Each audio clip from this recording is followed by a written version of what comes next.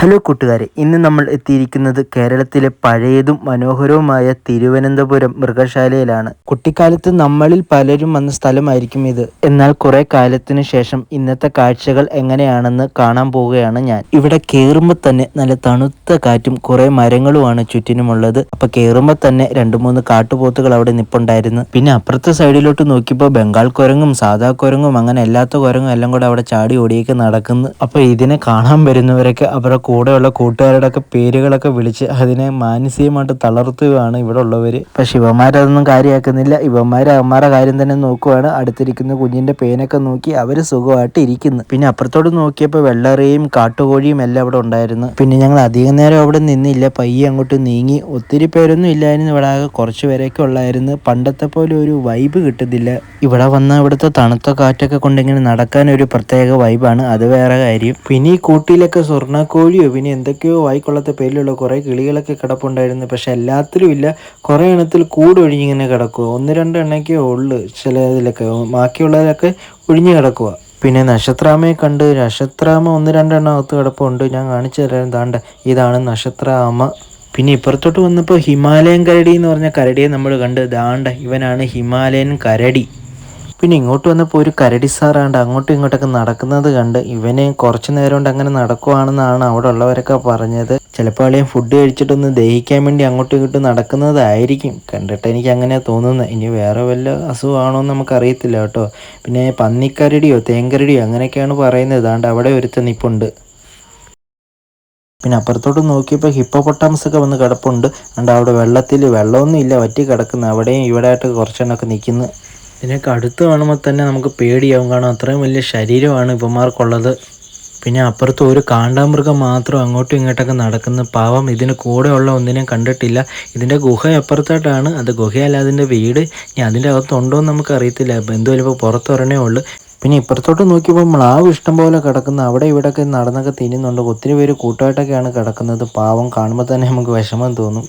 പിന്നെ അപ്പുറത്ത് ബ്രൗൺ റിയ എന്ന് പറഞ്ഞ എന്തോ ഒരു സാധനമാണ്, കണ്ടില്ലേ? ഇവിടെയും കുറേ എണ്ണയൊക്കെ അവിടെ ഇവിടെയൊക്കെ നടപ്പുണ്ട് പാവങ്ങൾ.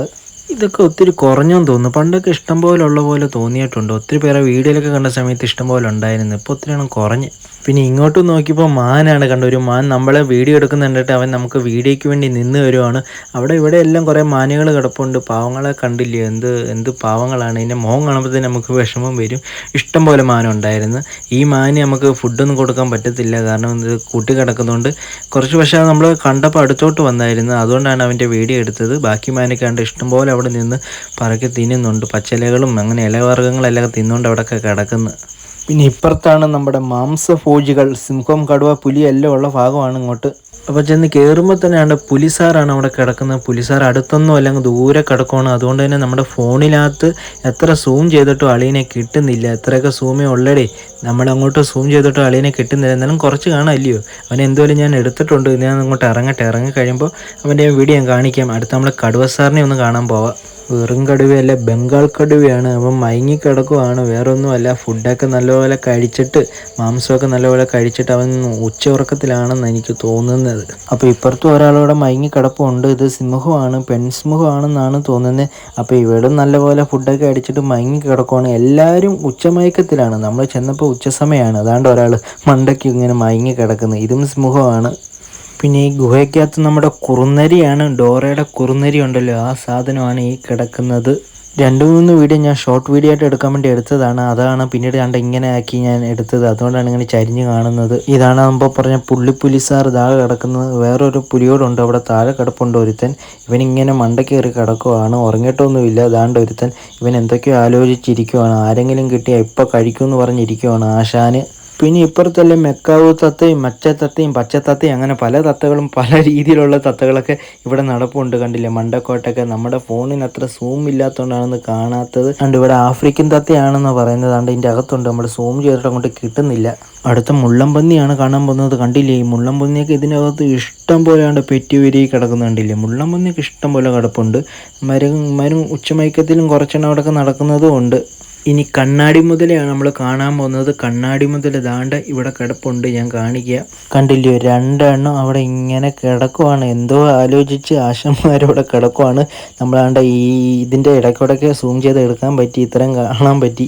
സുഹൃത്തുക്കളെ, ഈ കാണുന്നതാണ് ഒട്ടകപ്പക്ഷി. അതെല്ലാവർക്കും മനസ്സിലായി കാണില്ല, കാണുമ്പോൾ തന്നെ അളിയനെ അറിയാലോ ഒരു ഒട്ടകപ്പക്ഷിയാണെന്ന് ഒറ്റ നോട്ടത്തിൽ മനസ്സിലാവും. ഉരകങ്ങളിൽ അതാ പാമ്പുകളുടെ അടുത്തോട്ടാണ് നമ്മളിനി കാണാൻ പോകുന്നത്. ഇഷ്ടം പോലെ പാമ്പ് കിടപ്പുണ്ടെന്നാണ് ഞാൻ അറിഞ്ഞത്. പക്ഷേ ഇതിൻ്റെ അകത്ത് കയറുമ്പോൾ അറിയാം ഇനി എന്തൊക്കെയോ ഉണ്ടെന്ന്. ഞാൻ പാമ്പിനെ അവിടെ ഇവിടെയൊക്കെ നോക്കുക, പാമ്പിനെ എവിടെ കാണുന്നില്ല. നിങ്ങൾ എങ്ങനെയെങ്കിലും കാണുന്നുണ്ടെങ്കിൽ ഒന്ന് പറ കേട്ടോ. ഞാൻ വീഡിയോ എടുത്തിട്ടുണ്ട്. ഇതിൻ്റെ അവിടെ എവിടെയാണ്ട് കിടപ്പുണ്ട് ആശാന്, എവിടെ നോക്കിയിട്ടും കാണുന്നില്ല. എവിടെ പാമ്പ്, എവിടെ പാമ്പ്, എവിടെ?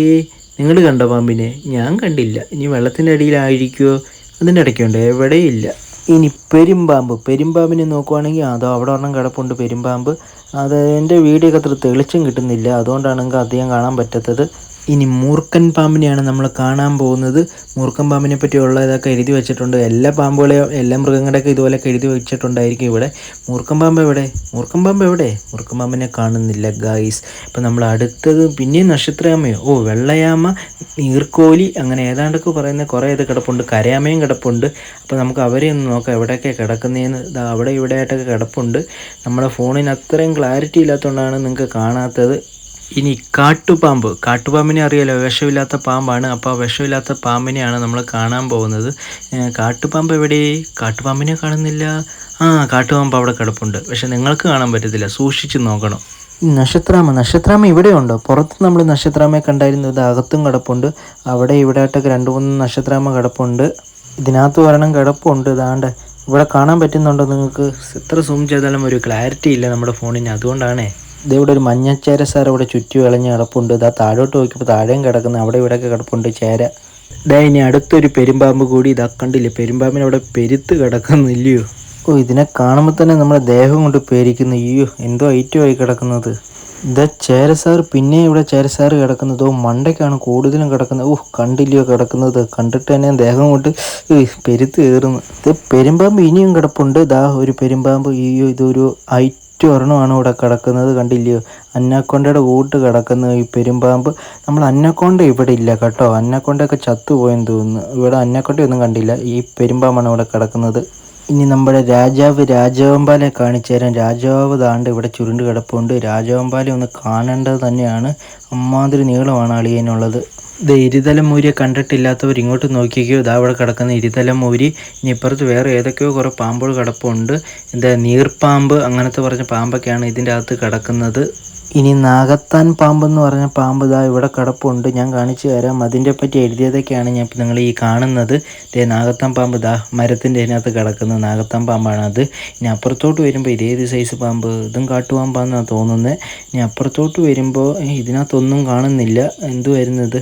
വരയും ചുരുട്ട് അവിടെ കണ്ട് ചുരുണ്ട് കിടപ്പുണ്ട്, നമ്മൾ കണ്ടില്ല. ഇനി എവിടെയെങ്കിലും കിടപ്പുണ്ടായിരിക്കും. അപ്പോൾ അവസാനം നമ്മൾ മയിലിനെയും കണ്ടിട്ട് തിരുവനന്തപുരത്തോട് നമ്മൾ ടാറ്റ ബൈ പറഞ്ഞിട്ട് നേരെ സ്ഥലം വിട്ട്